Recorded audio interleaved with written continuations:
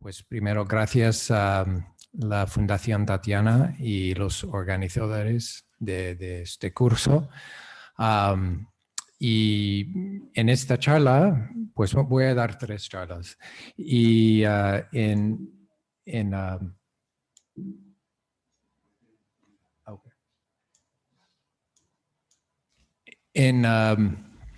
las primeras charlas, las primeras 2, voy a hablar más o menos de 2 tesis muy importantes y son muy relacionadas. Uno es la tesis de la cognición es un proceso computacional. Esa es la teoría computacional de la cognición, ¿no?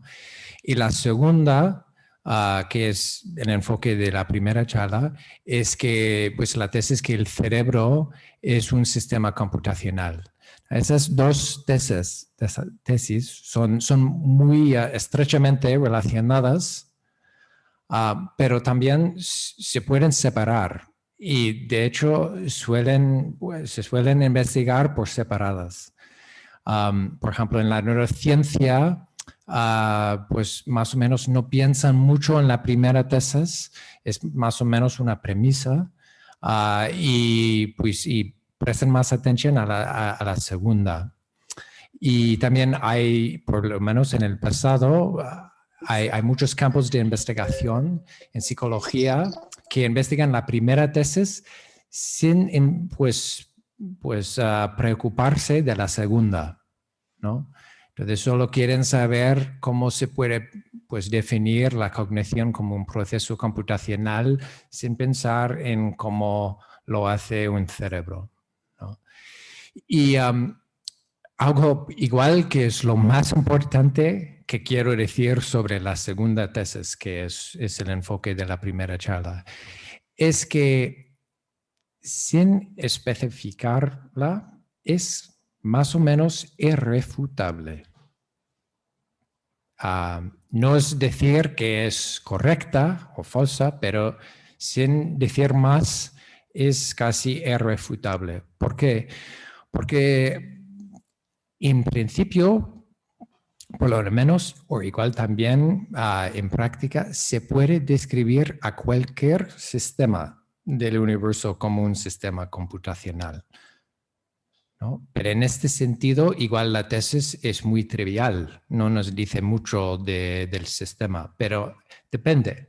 Por ejemplo, se puede decir que el sistema de los planetas es un sistema computacional, ¿no? Y de hecho, yo creo hay científicos que tienen modelos computacionales del sistema de los planetas y lo que hacen es más o menos el input es la posición y los vectores de movimiento de los planetas y luego hay una operación matemática que te dice más o menos la posición y los movimientos en otro tiempo. Entonces, input es los datos de movimiento de los planetas en algún momento y output es los mismos datos en otro momento. Esta descripción es muy útil para predecir movimientos y posiciones de los planetas, pero es evidente que hay mucho que se queda fuera de la descripción computacional del sistema de los planetas. Cosas que igual no son tan importantes como los colores de los planetas, pero también otras cosas igual más importantes como materiales que tienen la atmósfera o si hay unos marcianos que viven por ahí, todo eso se queda fuera de la descripción computacional. Pero da igual, porque para predecir algo que nos quiere saber es muy útil. Y eso también yo quiero decir desde el principio, es que ya que en alguna versión, o si no especifica mucho que la teoría de computación, ya que es irrefutable, la cuestión más interesante no es si es correcta o falsa, pero si es un modo productivo de pensar en el cerebro. Y eso yo creo también, porque al final eso es lo que lo quieren hacer o tener los neurocientíficos es que quieren un modo de pensar más productivo. Y si es correcto o falso, pues probablemente lo que va a reemplazar pues, la teoría computacional tampoco va a ser correcto, pero lo que esperamos es que sea más productivo en algunos sentidos, ¿no? Entonces, quiero enfatizar que es muy importante especificar la teoría, porque en términos generales, pues es trivialmente verdad de muchas cosas. Vale, pues, avanzado. De hecho, voy a pasar y luego volver. Esos son citas de expertos, historiadores, filósofos y neurocientíficos sobre más o menos el estado actual de la neurociencia. Y en la primera cita es un historiador, pero también neurocientífico, que dice que más o menos nuestro modo de pensar en el cerebro no ha cambiado nada durante más de un siglo. Entonces dice que más o menos todavía estamos pensando como nuestros abuelos científicos sobre el cerebro. ¿Y a qué refiere? Refiere a la teoría computacional, que ha sido el marco teórico durante, si no un siglo, pues casi un siglo. Y eso, en primer lugar, yo creo es más o menos verdad. Hay muchos científicos que no piensan en el cerebro así, pero la gran mayoría sí, es verdad. Entonces, se puede decir que es una descripción adecuada del campo de la neurociencia. Y la segunda cita viene de dos filósofos que investigan mucho la teoría computacional. Y lo que indican es que hay una tendencia de hablar del cerebro como ordenador de modo muy flojo. Pues flojo no lo siguiente. Él dice que más o menos lo que quiere decir computación en ámbitos de neurociencia es cualquier proceso interno que explique la cognición. Yo diría un poco más, es lo que pasa dentro de la cabeza, es computación. Y eso no es una teoría muy interesante. Como he dicho antes, si no vas a especificar más, la teoría computacional se puede aplicar a cualquier cosa, incluso esta mesa, ¿no? Entonces, hay que decir mucho más de eso para tener una teoría un poco más interesante. Pero lo que pasa hoy en día se queda en el fondo como la premisa. Entonces, no está revisado, yo creo, mucho por los neurocientíficos. La tercera, eso es un neurocientífico muy, muy reconocido, de buena reputación, y es uno de los muchos, y yo creo que cada uno hay más, que igual no rechazan la teoría computacional, pero se quejan de la situación actual diciendo que es que lo que pasa es que no tenemos un marco teórico que nos explique los datos. Entonces, podemos generar datos y más datos, pero faltamos un marco teórico básico y principios básicos para entender qué hace el cerebro y para convertir todos esos datos en conocimiento. Y yo creo que esas tres citas son relacionadas y eso es algo que quiero pues volver. Quiero usar una analogía pues muy sencilla para indicar el estado muy curioso de la neurociencia hoy en día. Eso es una comparación entre nuestro conocimiento del cerebro y nuestro conocimiento del coche, por ejemplo, que es bastante completo, yo creo. Pues hay niveles de conocimiento ¿no? Y pues dentro de esos tres hay muchos más, ¿no? Y son relacionados también. Pero este primer nivel, que es un nivel de conocimiento que tenemos casi todos, es qué es un coche, qué hace un coche, ¿no? Es un vehículo que tiene 4 ruedas y todo eso, ¿no? Luego hay un nivel que es conocimiento funcional, pero más general, ¿no? Es como cómo funciona coches. Pues en general, bueno, hoy en día hay coches eléctricos, pero durante mucho tiempo, más de un siglo, casi todos los coches a este nivel muy general funcionaban igual. Tenían un motor de combustión interna, ¿no? Más o menos todos, durante un siglo.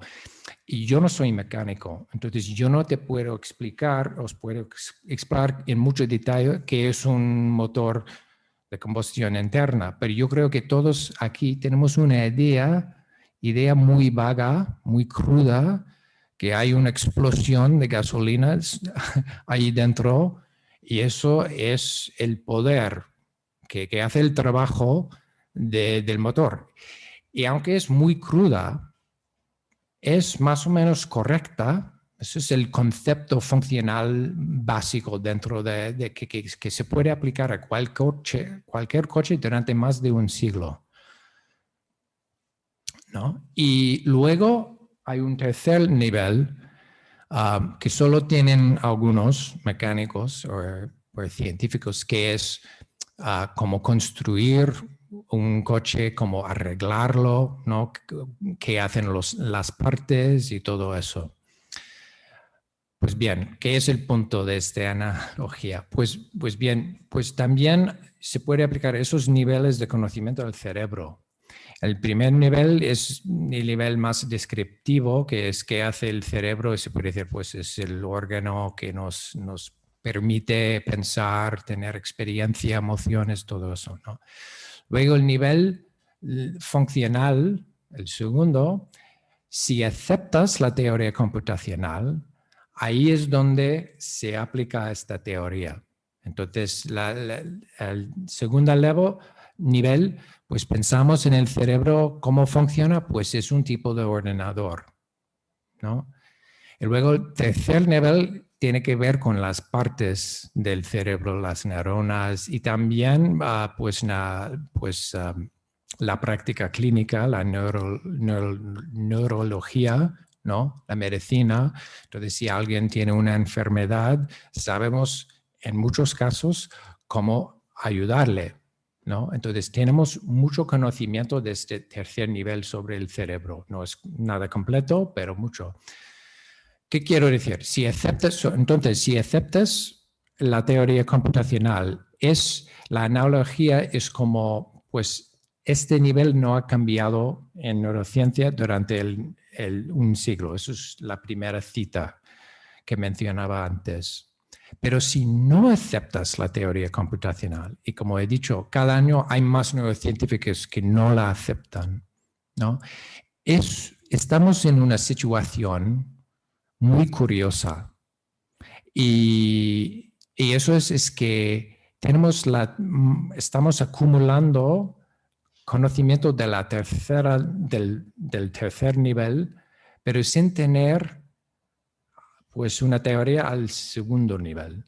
Y eso es como un mecánico que sabe cómo funcionar al nivel pues, de las partes del motor, pero no sabe que es un motor de combustión interna. No tiene este concepto. Entonces, tu coche no funciona, un mecánico es capaz de decir, pues hay que cambiar esta parte, porque si no va a arrancarse en esta parte, entonces vamos a cambiar eso. Pero no tiene concepto de que es un motor, solo sabe cómo pues reemplazar partes, hacer cosas, pero falta este concepto básico. Eso sería una situación muy extraña, ¿no? Porque normalmente el mecánico tiene el segundo nivel y mucho más, ¿no? Pero la situación de una neurociencia es más como al revés, ¿no? también he puesto que hay otro conocimiento que es importante en el caso también del cerebro, pero en el coche es que es conocimiento del usuario. Y eso hay que explicar también en la neurociencia, que es la experiencia, aunque normalmente se queda fuera de la neurociencia. Pues vamos.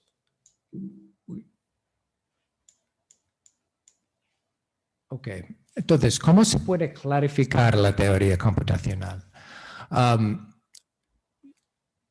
Voy a poner unas consideraciones relevantes que yo creo, y voy a hablar más de ellas, casi todas, en esta charla y la segunda.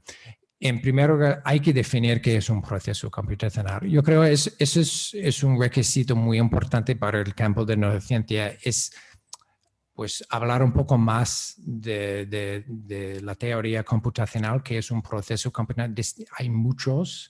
Hay varios tipos, distinguir entre ellos, y así se puede decir con más precisión qué tipo de proceso computacional puede ser el cerebro, ¿no?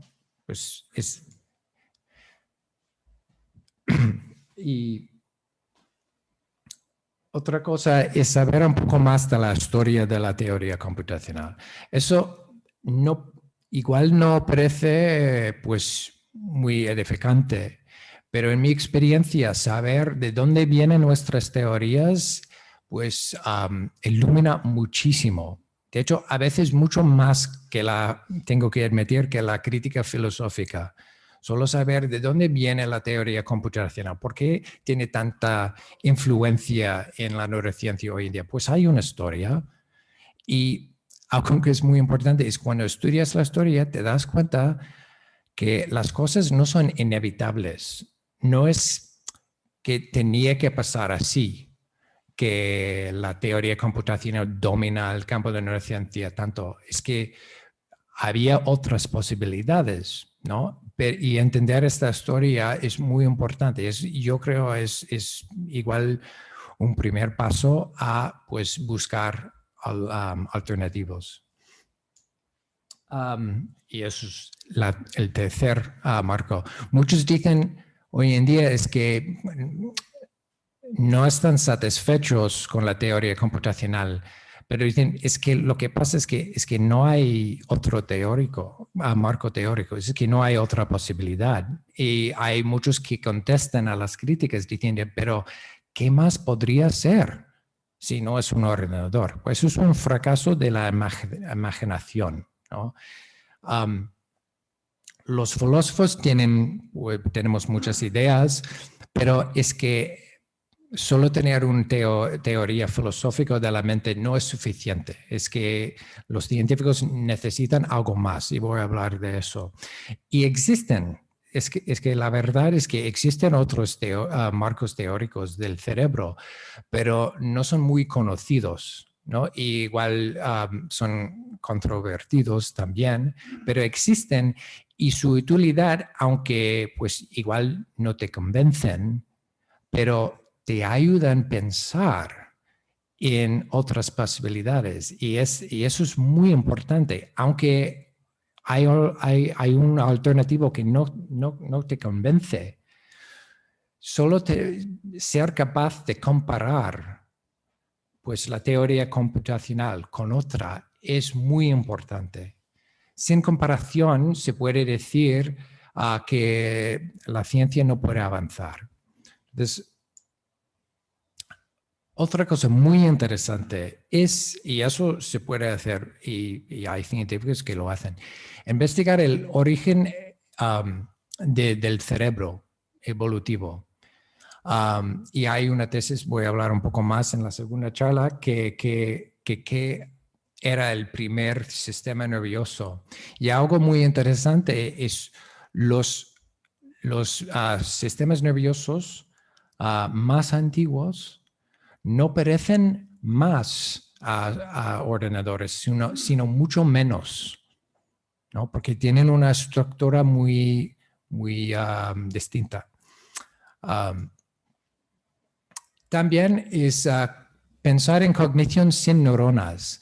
Yo creo que mucho de la fuerza que tiene la teoría computacional tiene que ver con esta imagen de la neurona como un circuito o una parte de un ordenador. Igual no es así, pero es muy difícil quitar esta idea de la cabeza, ¿no? Pero si salimos de los organismos que tienen sistemas nerviosos y pensamos en la cognición o la posibilidad de la cognición en otros seres vivos, pues tenemos que dejar, por un lado, este concepto de la neurona, porque no hay neuronas. Y hay muchos científicos y filósofos que sí, la cognición existe sin sistemas nerviosos. Bueno, igual pues no estás convencido y dices, no puede ser, porque es que la cognición es lo que hace una neurona o un sistema nervioso, entonces si no lo tiene, no es posible. Pues bien, eso te ayuda a clarificar la relación entre cognición y sistemas nerviosos. Si dices, pues sí, yo creo que sí, árboles tienen algún tipo de cognición, aunque no tienen sistemas nerviosos, pues eso te hace pensar más en, pues, ¿qué es este proceso de cognición? ¿Es una computación? ¿Tiene que ser una computación que hace el árbol?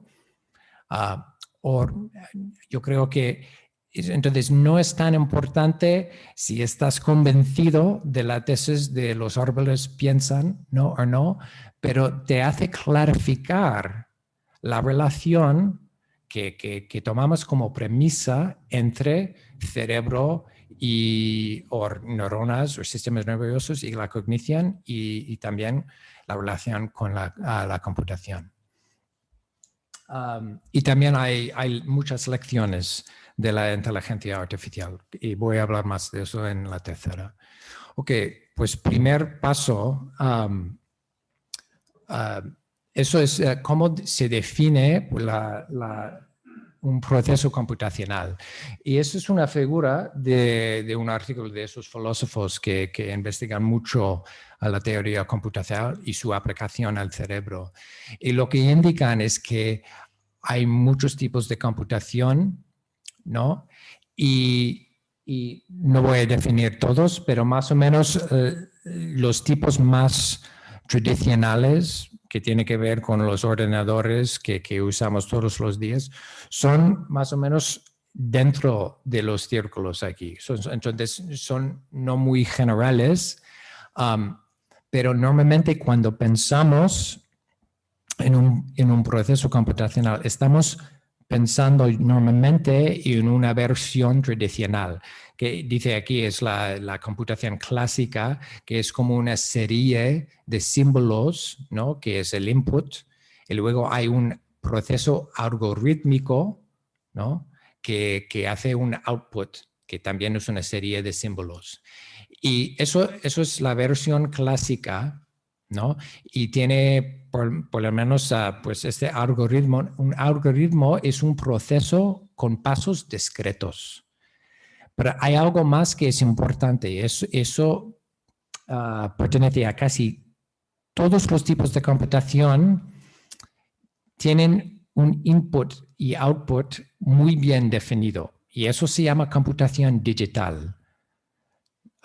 Y un dígito en general es un elemento discreto y muy bien definido. Puede ser ceros y unos, ¿no? Puede ser símbolos, puede ser una neurona que se activa o se apaga, ¿no? Eso es que puede servir como un dígito, ¿no? Son como elementos. Entonces, por ejemplo, si estás cocinando usando una receta, ¿no? Una tarta. Eso es un proceso computacional que tiene como el input los ingredientes como harina y huevo y luego el output es la tarta. Pues yo diría que no en este sentido, un poco más específico. ¿Por qué? Porque los inputs no son definidos como elementos discretos, ¿no? Y no son muy bien definidos. Y algo que es es casi una característica más general de toda la computación, es que hay una independencia del medio de computación. Eso quiere decir que un proceso digital que hace pues, una red de neuronas también puede hacer pues, otra máquina que usa otras sustancias o objetos como sus inputs y outputs. Pero si definen los inputs y outputs igualmente, el proceso es igual. Entonces hay una independencia del medio. Y eso es una característica igual universal de todos los procesos computacionales en este sentido. Y yo creo es muy importante. Hoy en día, muchos científicos, neurocientíficos dicen que el cerebro no puede ser un proceso digital. Si fuera digital, por ejemplo, la señal sería como solo activación y desactivación de los neurones. Eso se puede tratar como input digital. Pero lo que pasa es que los neurones no solo van a hacer eso, hay trenes o secuencias de impulsos y eso es más, digamos, si es una señal más analógica. Entonces, hay unos que dicen que, bueno, igual es que el cerebro es un ordenador analógico, pero lo que pasa es que no tenemos mucho entendimiento de este tipo de computación. Entonces, aunque en principio existe, es que no es muy bien entendido. Y lo que diría es que cuando vas más al nivel general de computación, pierdes entendimiento y claridad sobre la teoría de computación. Pero cuando vas más específico al nivel clásico y tradicional, aunque ganas mucho de claridad y entendimiento sobre los procesos computacionales, pierdes la plausibilidad empírica, porque hoy en día la mayoría dicen que no puede ser un proceso tradicional. Vale. Voy muy rápido aquí porque son términos muy importantes en la historia de la teoría computacional. Multiple realizability es una frase en inglés, se puede decir en castellano así, realizabilidad múltiple. Igual no se puede decir. Pero básicamente es lo que he dicho antes, que una función A que se realiza en una cosa también se puede realizar en otra estructura. Y eso es verdad, es un hecho universal de la naturaleza. Es que los organismos realizan muchas funciones con estructuras distintas. Y también sabemos que cada cerebro es distinto, pero pensamos que realizan las mismas funciones. Entonces, eso sí es un hecho muy importante. Pero lo que pasa es que los neurocientíficos y los filósofos interpretan este hecho de una manera pues, específica, que es decir que se puede tratar del cerebro como un sistema funcional. Y el funcionalismo más o menos dice que, ¿recuerdas de los niveles de conocimiento? Había un nivel funcional que es una abstracción y no habla de las partes y los mecanismos, sino solo de cómo funciona en general. Pues es una manera un poco floja de hablar del funcionalismo, que es una descripción abstracta de cómo funciona algo, que solo trata de los estados funcionales. Y una descripción computacional es un tipo de descripción funcional en este sentido. Y entonces encaja muy bien con la doctrina del funcionalismo. Y David Moore fue un científico muy influente que hablaba de los 3 niveles, que entonces otra vez, digamos, hay un nivel de análisis de problema, que es que, ¿qué hace un cerebro? Pues percibe algo. El segundo nivel es el nivel de análisis funcional. Entonces, percepción es una computación.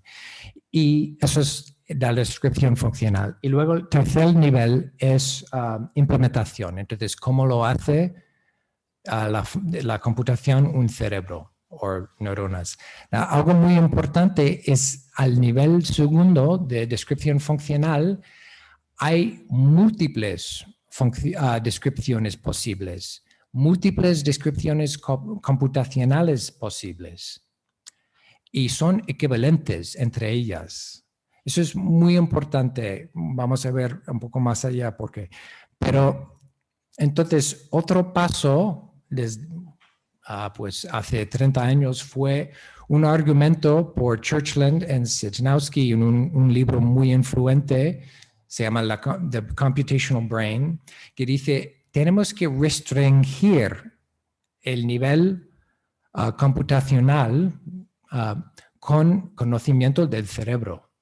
Entonces, no basta con dar una descripción funcional, es decir, una descripción computacional, aunque hoy en día no es posible todavía hacer eso, pero aunque fuera posible, eso no basta porque tenemos que probar que esta descripción aplica al cerebro. Entonces, de verdad el cerebro lo hace así, con este tipo de computación, porque si los procesos computacionales, si son muchos, son equivalentes entre ellos, no es suficiente elegir uno y decir, eso es lo que hace el cerebro. Puede ser que lo que hace el cerebro es otra cosa. Y hay que especificarlo. Pues bien, ahora voy a hablar un poco más de McCulloch y Pitts y su paper tan influente. Hablaba ayer Javier del mismo paper. Y quiero indicar algunas cosas. Lo que hizo este paper fue probar que es posible realizar un proceso lógico con una red muy sencilla de neuronas, ¿no? Entonces, y esta prueba tuvo mucha influencia en la teoría computacional al principio y luego en la neurociencia también. Y lo que quiero indicar aquí es que es lo que se llama una prueba de concepto. Y una prueba de concepto es si piensas que un sistema funciona de una manera, haces un modelo que realiza esta función. Y si el modelo de verdad realiza esta función, se puede decir que igual el sistema funciona así, porque este modelo, entonces esos neuronas, pues realizan proposiciones lógicas. Entonces, si pensamiento es un proceso lógico, pues se puede realizar este proceso usando una red muy sencilla. Pero lo importante en este caso es que lo que quieren probar no es la teoría computacional, que el pensamiento es un proceso lógico. Eso es la premisa. La prueba de concepto es si es un proceso lógico. Se puede realizar con este sistema muy sencillo de neuronas. Eso es lo que consiguieron probar. Y ellos sabían, aquí pongo las simplificaciones, es que la actividad de una neurona es solo todo o nada, no hablan de trenes, ¿no? De impulsos. También un número fijo de estímulos para excitar, Entonces, muchas simplificaciones. Y los neurocientíficos en aquellos tiempos criticaban mucho este modelo y dicen que pero ya sabemos que las neuronas no son tan sencillas.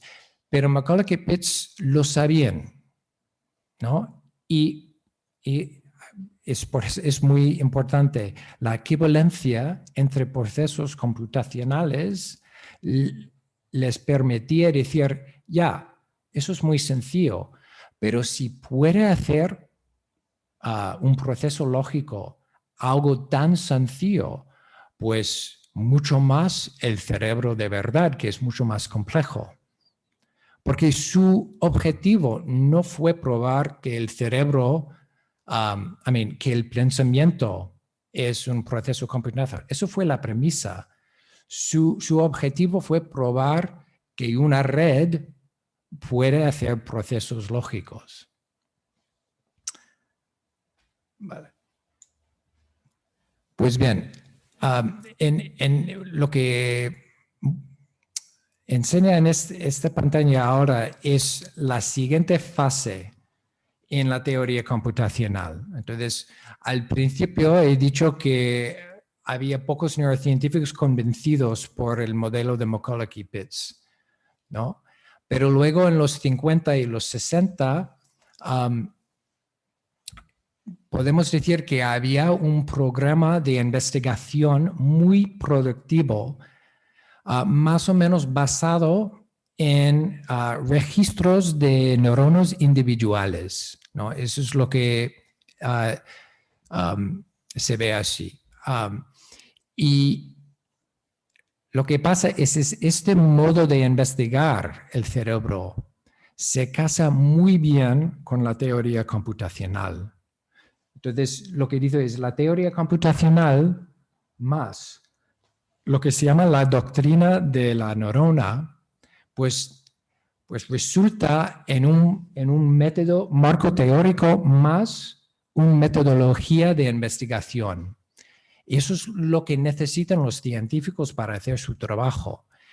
Y la doctrina de la neurona al principio fue una doctrina anatómica que decía que Ramón y Cajal que las neuronas son entidades distintas, contra Golgi, que decía que es un tejido continuo, ¿no? Pero también, casi desde el principio, fue también una tesis funcional, diciendo que no son solamente las neuronas, son las unidades anatómicas del sistema nervioso, pero también las unidades funcionales. Entonces, cada uno tiene su papel funcional, ¿no? Y así se ve una aplicación de esta idea. Y entonces lo que hacen, por ejemplo, con un experimento con una rana, es que hacen un registro de solo una neurona en la retina de la rana, y cuando se mueve, pues un objeto por su campo visual se activa esta neurona. Y lo que están investigando aquí es el campo receptivo de una neurona. Investigando este campo, se puede decir que estás definiendo la función de la neurona. Y si vas neurona a neurona, puedes definir la función de cada neurona, ¿no? Y construir pues un modelo de una red o una jerarquía, en el caso de Hubo y Wiesel, de procesos computacionales. Entonces, se puede tratar de cada neurona como un proceso computacional en sí, definiendo su función por su campo receptivo. Entonces, y eso fue una forma de investigar el cerebro, pues yo creo que muy extendida durante muchos años. Y un programa de investigación muy productivo. Y pongo aquí una cita de Barlow de un artículo de 1972 que más o menos habla de cómo se entiende este marco teórico. Y dice que aquí que nuestra proposición es que las percepciones son, y eso es, pues, está hablando de causas, causadas por la actividad de un número pequeño de neuronas, mientras los demás no se activan. Entonces, se activan algunos, ¿no? Y percibimos un insecto. De hecho, hablaba, por ejemplo, en este caso de la rana, hablaba de una neurona como un detector de insecto. Y cuando se activa esta neurona es porque una mosca ha pasado por el campo visual. Y dice aquí, las actividades de neuronas, pues, son procesos de pensamiento. Y insiste en eso. Es que no son partes o componentes de un proceso, sí son percepciones.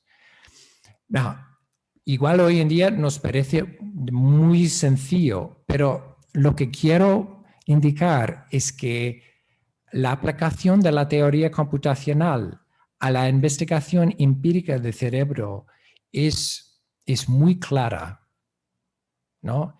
Se puede decir precisamente cómo están pensando en el cerebro como un ordenador en este caso, porque están buscando las computaciones neurona a neurona, ¿no?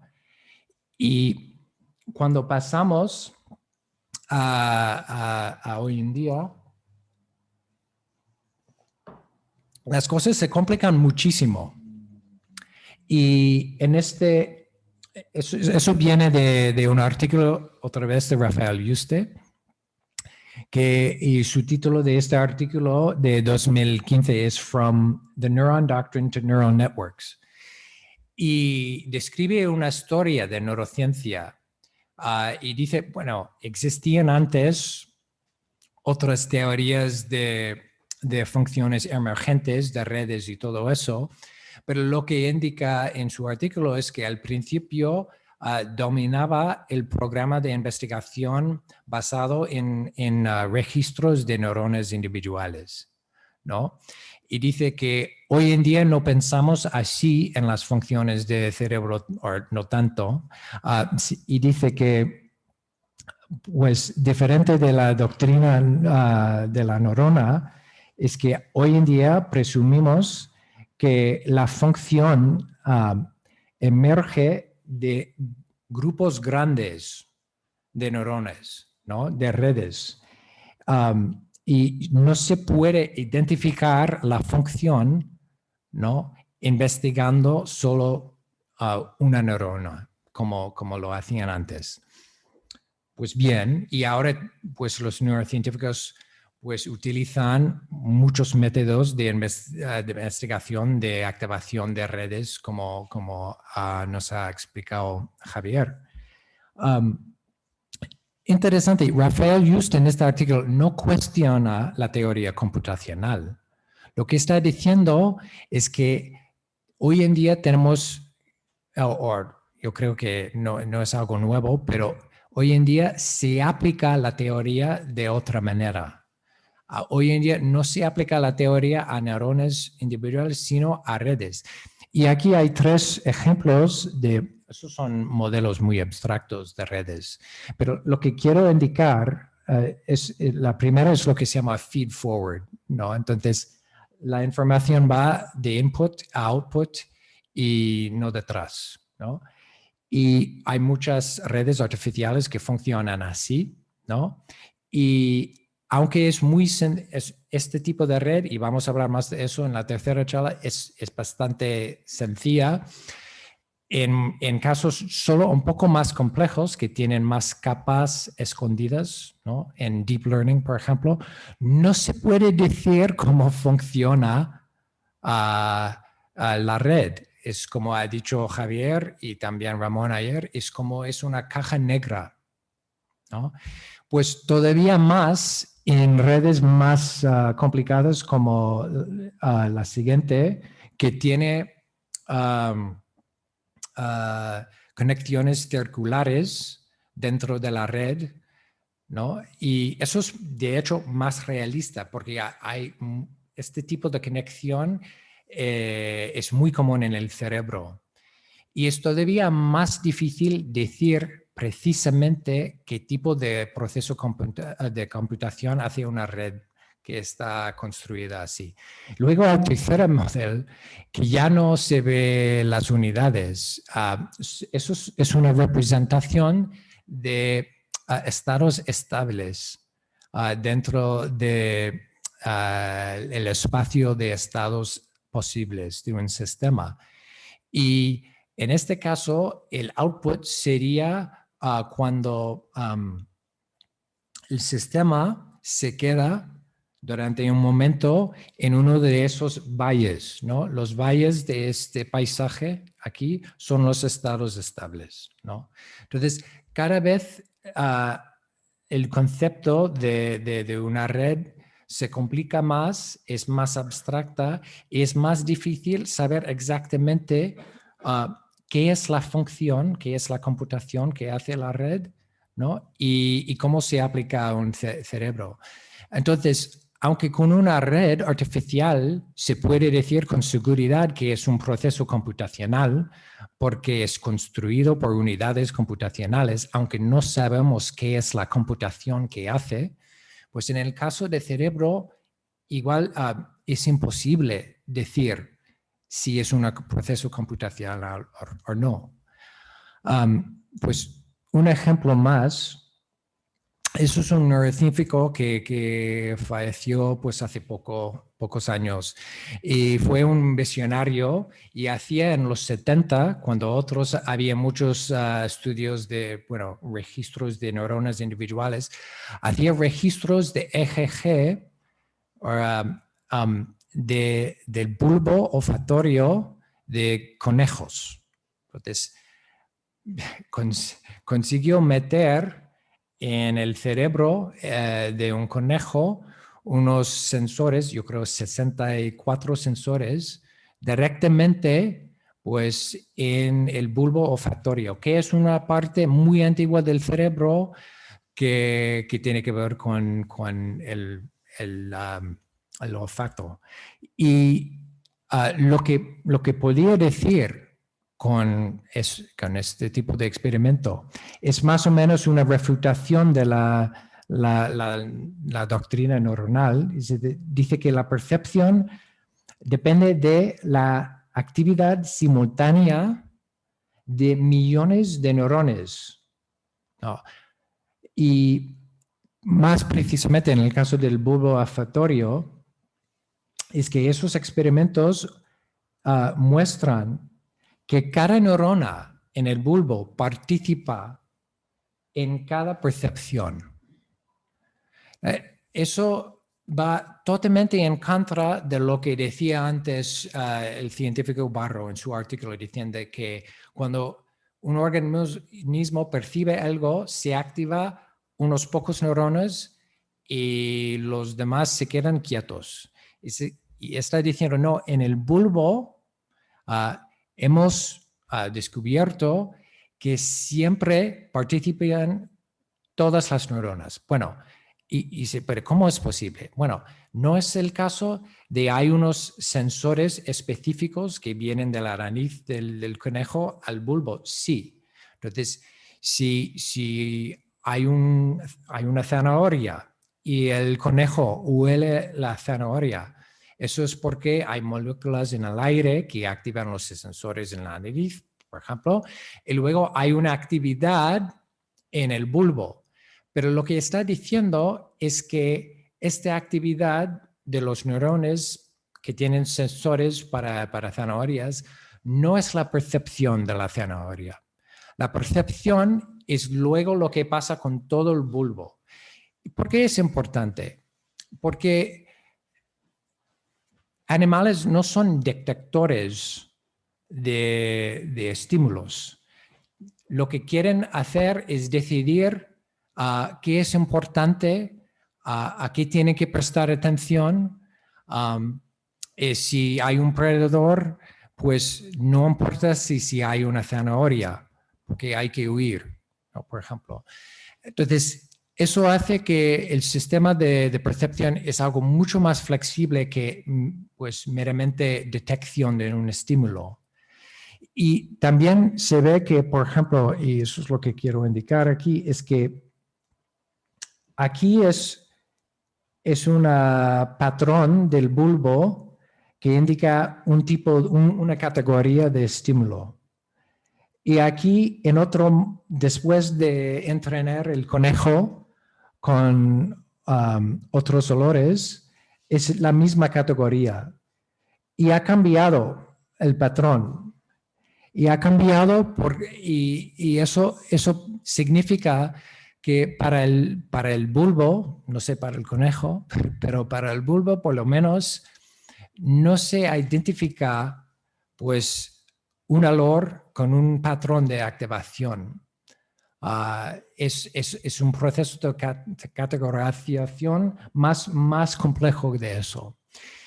Y Freeman, al final de su carrera, pues quedó rechazando la teoría computacional, porque no podía ver claramente cómo se puede aplicar una función computacional en este proceso. Y estamos solo hablando del bulbo olfatorio de un conejo. Pero dices que yo no veo input, proceso, output aquí. Yo veo otra cosa y entonces abandonó este marco teórico. Y voy a pues, terminar con eso, con esta charla, y vamos a hablar más de teorías cognitivas en la siguiente.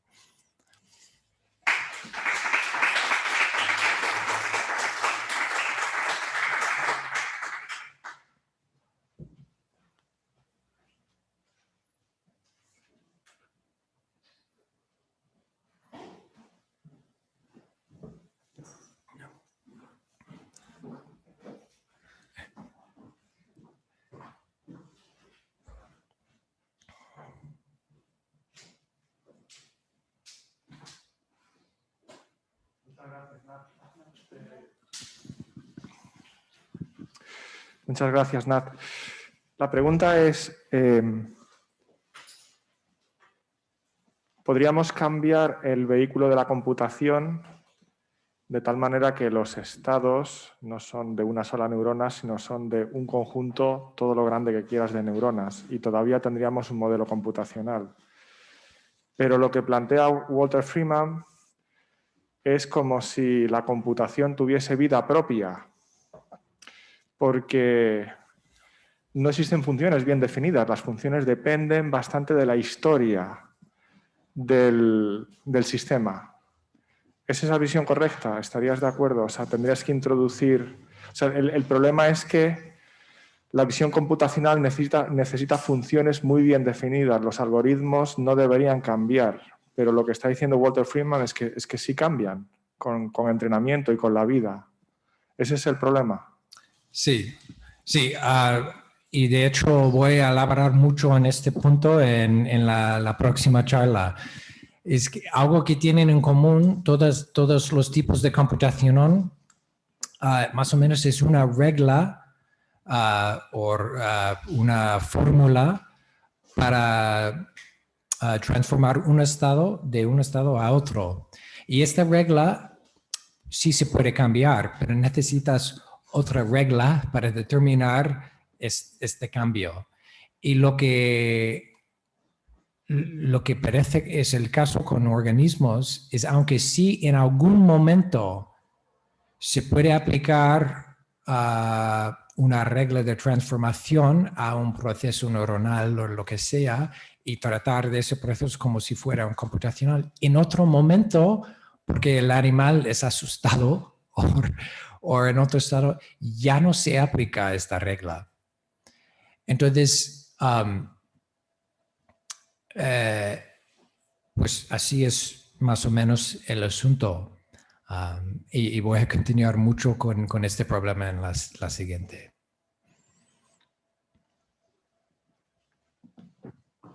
Creo que hay una pregunta desde casa. No sé si Gonzalo va a abrir el micrófono.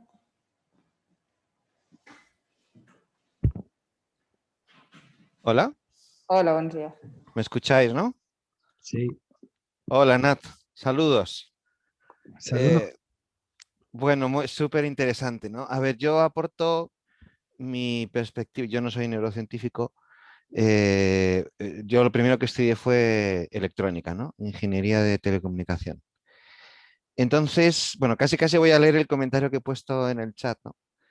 Cuando los ingenieros estudiamos electrónica en la universidad, cuando diseñamos circuitos, cuando nos enseñan primero pues, qué es un transistor y cómo interactúan ahí las distintas corrientes eléctricas y cómo una corriente eléctrica puede servir para controlar otra corriente eléctrica, y a partir de eso, cómo se construyen puertas lógicas, puertas OR, puertas AND, y a partir de las puertas lógicas, cómo se pueden construir sumadores, donde ya estás empezando a dar una interpretación, un significado a los estados eléctricos del circuito, pero claro, se lo das tú, el significado no está en el circuito, ¿no?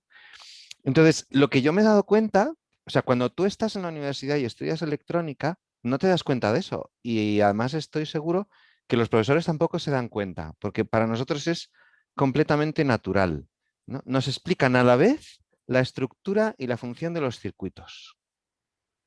O sea, está todo entrelazado, ¿no? Entonces, y ahora conecto este cablecito por aquí o esta pista en el microchip, la conecto aquí entre estas dos patas de los transistores porque entonces quiero conseguir qué, ¿vale? Entonces, te están explicando la estructura a partir de la función deseada. Y esto pienso que es hasta cierto punto natural en nosotros, ingenieros electrónicos. Es natural hacerlo así porque los circuitos son artefactos y en los artefactos la finalidad o la función pues va por delante de todo lo demás, ¿no? O sea, primero, o sea, pues yo construyo algo para conseguir determinada cosa, ¿no? Que caliente el agua para cocinar o para lo que sea, ¿no? Entonces, nos resulta muy normal, es que ni nos lo planteamos, ¿no? Es como el pez que no siente el agua, ¿no?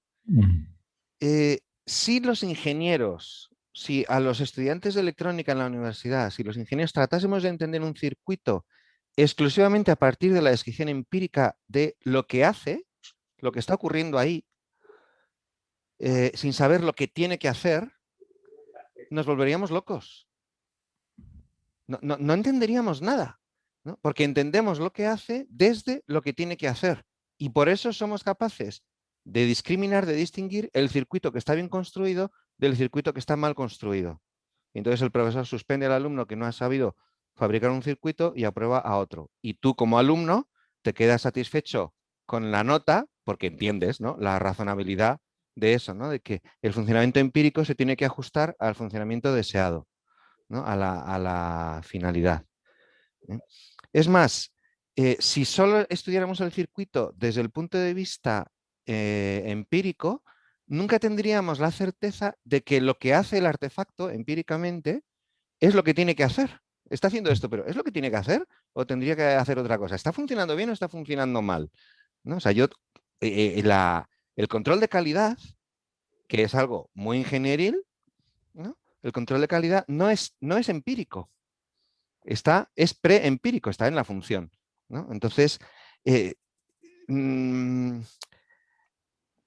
no puedo saber si está funcionando bien o está funcionando mal solo mediante la descripción empírica, solo mediante un osciloscopio, mediante el análisis de lo que está ocurriendo ahí, ¿no? Eso es lo que se estudia, por ejemplo, en asignaturas de electromagnetismo, que es ciencia básica, que es descriptiva, pero en las asignaturas que son más ingenieriles, donde construimos artefactos, aunque sean muy sencillos. Lo que pasa es que en la universidad los ingenieros pasamos de una a otra sin darnos cuenta, porque no distinguimos adecuadamente, nadie nos ha enseñado a distinguir entre ciencia básica y tecnología, ¿no? Y pensamos que es todo lo mismo, ¿no? Bueno, entonces, si el comentario o pregunta, ¿no?, es si la descripción puramente empírica es radicalmente insuficiente para la electrónica, ¿cómo va a ser suficiente para la neurociencia? Ya. No, es una pregunta muy buena. Si te entiendo bien, estás diciendo que si examinas un chip sin saber para qué es este chip, ¿no? No puedes decir si funciona bien o mal o para qué es, para qué sirve este chip. Y de hecho, yo creo que hay un estudio que pues intentó hacer precisamente eso. Es como un experimento intelectual. Entonces, dos científicos, yo creo que científicos computacionales, tuvo un chip antiguo, igual de un máquina de Atari, ¿no? De los 80, y estudiaba el chip como si fuera, ¿no?, un chip extraterrestre, pues intentando saber de su estructura qué es su función. Y no pudieron hacerlo. Ujú. Yo creo que, y entonces eso es un chip, es mucho más sencillo que un cerebro. Y yo creo, por ahí va tu pregunta, es que si estamos intentando sacar de una investigación empírica de la estructura del cerebro su función, sin tener mucha idea qué es la función, y estamos hablando no del pensamiento, este tipo de función, sino qué es la función computacional, pero vamos a sacarlo de una examinación de estructura, es que no va a salir. Yo creo eso es lo que ha dicho con el comentario, estoy de acuerdo, pero hay otros que saben mucho más de este tema, pero también dicen que es así. Vamos a dar una última pregunta, o sea, paso una última pregunta desde casa y luego, si os parece, continuamos en las siguientes sesiones con el diálogo. Hola, muy buenos días. Yo soy Rebeca y soy estudiante de segundo de psicología. Entonces, estudiando los modelos de memoria en los seres humanos, utilizamos la teoría computacional en clase y se hablaron de las redes neuronales artificiales. Entonces, mi pregunta es que, por lo general, cuando estudiamos estos modelos, las señales de entrada de las neuronas vecinas ponderadas por los pesos de las conexiones. Cuando recibe ese input, se hace una modificación del peso y luego estas sumas de señales ponderadas, proporcionada por la entrada total o neta de la neurona, se calcula un valor que se hace en una salida. Entonces, en los procesos de aprendizaje, por lo general, se hace a través de un profesor que supervisa este proceso para que la máquina, a través de un modelo de entrenamiento y de modificación, pueda ir aprendiendo a modificar esos pesos netos de entrada y la neurona artificial pueda generar una salida. Pero, ¿qué pasa y qué implicación tendría en los árboles de decisión en la inteligencia artificial si la máquina tuviese que decidir algo en el momento concreto? O sea, ya no habría un programa de entrenamiento. ¿Cómo afectaría esto a la modificación de los pesos netos? ¿Cómo modificaría esto la arquitectura de la neurona artificial? ¿Y qué implicación tendría esto en un proceso de memoria? Dado que los humanos, por ejemplo, o en otras funciones, debemos de tomar decisiones en el momento. ¿Esto cómo implicaría en la inteligencia artificial? Esa es mi pregunta. Me parece que el comentario tiene que ver con el modo de entrenar las redes artificiales, que es un modo supervisado y es un modo que cuesta mucho tiempo. Hay que repetir muchas veces para que la red aprenda lo que tiene que aprender. Y en el caso de un ser vivo, es que no es un proceso supervisado en la gran mayoría de los casos y también no es posible pues hacer este proceso de entrenamiento con muchas repeticiones. Básicamente yo creo que el punto es que tiene que ver un proceso con el otro y yo creo que no se sabe. Es verdad que hay un cierto parecido entre las redes artificiales y las redes de organismos, pero es verdad que cómo funcionan las artificiales no se puede aplicar directamente por las razones que yo creo que ha dicho en este comentario. Es que el contexto es otro. Y otra cosa que no he indicado es que en las redes artificiales normalmente lo que aprenden es más o menos cómo producir un estado estable en reacción a un input, ¿no? Entonces, las redes artificiales cambian a través de un proceso de aprendizaje, pero una vez han aprendido algo, son bastante estables. Y su estabilidad es una parte muy importante de su función. Si una red artificial es muy inestable, pues no te da el mismo resultado, ¿no? En cambio, las redes de organismos son muy inestables y de hecho hay un término que ahora está de moda que es metaestabilidad, que quiere decir que el cerebro nunca se queda en un estado, pasa igual cerca de algo que es como un estado, pero nunca se queda en un estado estable. Y la razón, bueno, hay muchas razones, pero una es que es para ser más flexible, más abierto porque el mundo está cambiando continuamente, entonces el cerebro no puede quedarse en un estado estable y tiene que cambiar continuamente. También permite mucho más estados, entonces, pero claro, en principio todavía se puede hablar de metaestabilidad como parte de un proceso computacional. Eso es lo que decía antes. En principio no se puede refutar la teoría computacional, pero no es este tipo de proceso metaestable, no es como ningún proceso computacional que conocemos. Bueno, pues muchísimas gracias. Si os parece, vamos a cerrar aquí la sesión.